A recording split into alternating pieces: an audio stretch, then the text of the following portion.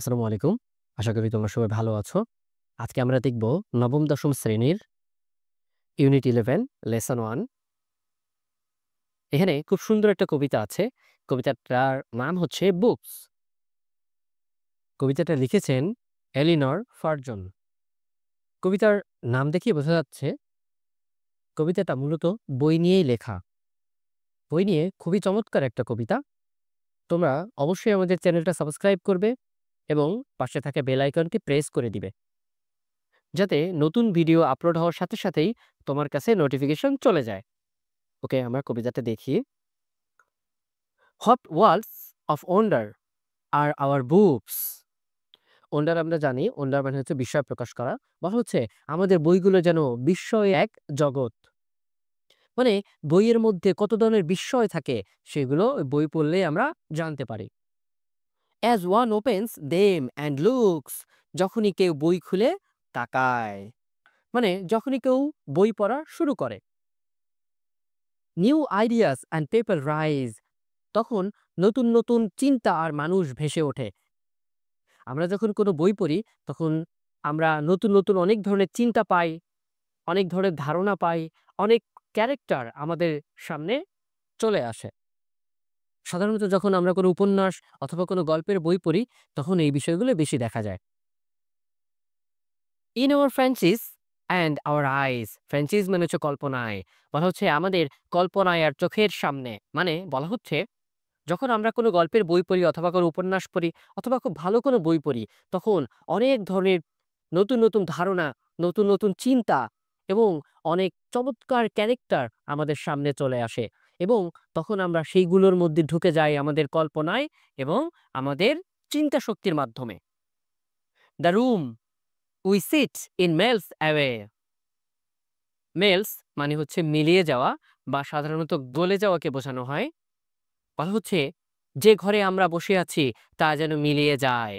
And we find ourselves at play, আর আমরা যেন খেলায় মেতে উঠি। আমরা যখন খুব চমৎকার একটা বই পড়ি তখন আমরা ওইটার মধ্যে ঢুকে যাই।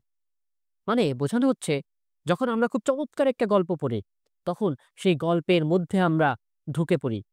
আমাদের যে কল্পনা শক্তি আছে সেই কল্পনা শক্তির মাধ্যমে আমরা ওই গল্পের মধ্যেই পুরোপুরিভাবে নিজেকে নিয়ে যাই। এরপরে বলা হচ্ছে with someone who before the end, কারো সঙ্গে যে হয়তো বইয়ের শেষে। May become our chosen friend, আমাদের প্রিয় বন্ধু হয়ে উঠতে পারে।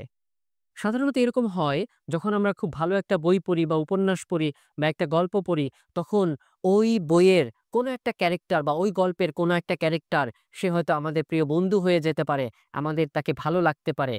হয়তো ওই বই পড়ার শেষে ওই যে বলা হচ্ছে যে হয়তো বইয়ের শেষে আমাদের বন্ধু হয়ে যেতে পারে কে? ওই যে আমার যে পছন্দের ক্যারেক্টার হয়তো একদম বইয়ের শেষে যখন আমরা শেষ করছি তখন কোনো একটা ক্যারেক্টারকে আমার সবচেয়ে বেশি ভালো লাগতেছে বা কোনো একটা চরিত্র ওই গল্পের। আচ্ছা, তারপরে দেখি or we sail along the page, বলা হচ্ছে অথবা আমরা বইয়ের পাতার সঙ্গে ভেসে যাই। মানে ওই যে গল্পটা, ওই গল্পটা যে সময়ের কথা বলা হচ্ছে বা ওই গল্পের সাথে সাথে আমরা সামনে আগাতে থাকি বা ওই গল্পের সাথেই আমরা চলতে থাকি। To some other land or age, বলা হচ্ছে অন্য কোনো দেশে বা যুগে। যেটা আমি একটু আগেই বললাম যে আমরা আর আমাদের জায়গায় থাকতে চাই না, আমরা ওই গল্পের সাথে ভেসে যেতে চাই ওই সময়ে, ওই যুগে, ওই দেশে।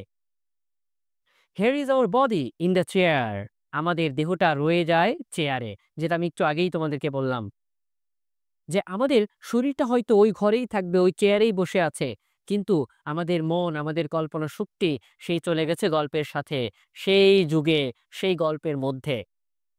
But our mind is over there, কিন্তু মন চলে যায় অন্য কোথাও। আমি একটু আগেই এটার কথাই বললাম যে আমরা গল্প পড়ছি, আমাদের শরীরটা হয়তো আমাদের রুমেই আছে, আমাদের চেয়ারে বসেই আছে, কিন্তু আমাদের মন চলে গেছে সেই গল্পের সাথে, সেই কাহিনীর মধ্যে। Each book is a magic box, প্রতিটি বই যেন এক জাদুর বাক্স। আসলেই প্রতিটা বইয়ের মধ্যে কোনো না কোনো জাদু আছে, কোনো না কোনো চমৎকার বিষয় আছে যেটা একজন ভালো পাঠক অবশ্যই খুঁজে বের করবে।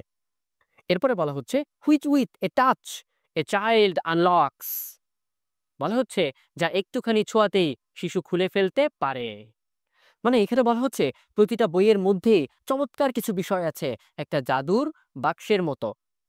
যেই সে এটা পড়বে সেই এই জাদুর বাক্স খুলে ফেলতে পারবে। মানে ওই গল্পের মধ্যে যে চমৎকার যে বিষয়টা আছে সেটাকে আবিষ্কার করতে পারবে। কারা? যারাই ওই বইটা পড়বে। এরপরে বলা হচ্ছে in between there outside covers. বলা হচ্ছে বইয়ের বাইরের মলাটের ভেতরে। মানে একটা বইয়ের ভেতরে যা কিছু থাকে সেটা কিন্তু ২ টা মলাটের ভেতরে থাকে। তার মানে একটা বইয়ের যে উপরের যে পার্টটা এবং শেষের যে পার্ট, এই ২ পার্টের মাঝখানেই কিন্তু যত চমৎকার বিষয় সেগুলো লুকায়িত থাকে এবং সেগুলোকে যদি আবিষ্কার করতে হয় অবশ্যই ভালোভাবে পড়তে হবে। Books hold all things for their lovers. বলা হচ্ছে যারা বই ভালোবাসে তাদের জন্য বই সবকিছুই সংরক্ষণ করে রাখে। তার মানে যারা বই ভালোবাসে তারা সেই ভালোবাসাটা খুঁজে পাবে বইয়ের মধ্যেই এবং তাদের সমস্ত ধরনের সবকিছুই ওই বইয়ের মধ্যেই থাকবে। খুবই চমৎকার একটা কবিতা। কবিতাটা দ্বারা আমরা মূলত বুঝতে পারলাম একটা বইয়ের মধ্যে চমৎকার কিছু রহস্য লুকিয়ে থাকে এবং সেগুলোকে আবিষ্কার করতে হলে বইটাকে খুব সুন্দরভাবে পড়তে হবে এবং এই বইগুলো পড়ার মধ্য দিয়ে আমরা আমাদের শরীরকে হয়তো আমাদের চেয়ারে রাখছি, কিন্তু আমাদের মন, আমাদের কল্পনা শক্তি সেই বইয়ের সাথে, সাথে সেই গল্পের সাথে, সাথে ভেসে যাচ্ছে। কোনো এক যুগে, কোনো এক দেশে, কোনো এক প্লটের মধ্যে আমরা তখন ওই গল্পের কোনো একটা চরিত্রকে ভালোবাসতে শুরু করি এবং হয়তো ওই বইটা পড়ার পরে আমরা কোনো একটা চরিত্রকে আমাদের প্রিয় বন্ধু বলে ভেবে নেই এবং কিছু সময়ের জন্য আমাদের মন ওই গল্পের মধ্যেই পড়ে থাকে এবং কিছু, কিছু বই আছে যেগুলো পড়ার পরেও বহুদিন তার প্রভাব আমাদের মনের মধ্যে থেকে যায়। এইটাই একটা ভালো বইয়ের বৈশিষ্ট্য। যাই হোক আমরা কবিতাটা খুব সুন্দরভাবে পড়লাম। আশা করি তোমাদের উপকার হবে। তোমরা আমাদের চ্যানেলটা সাবস্ক্রাইব করবে এবং পাশে থাকা বেল আইকনটি প্রেস করে দিবে। যাতে নতুন ভিডিও আপলোড হওয়ার সাথে সাথেই তোমাদের কাছে নোটিফিকেশন চলে যায়। তোমাদের যদি কোনো জিজ্ঞাসা থাকে বা কোনো প্রশ্ন থাকে তোমরা কমেন্ট বক্সে করতে পারো। আমি উত্তর দেওয়ার চেষ্টা করব ইনশাআল্লাহ।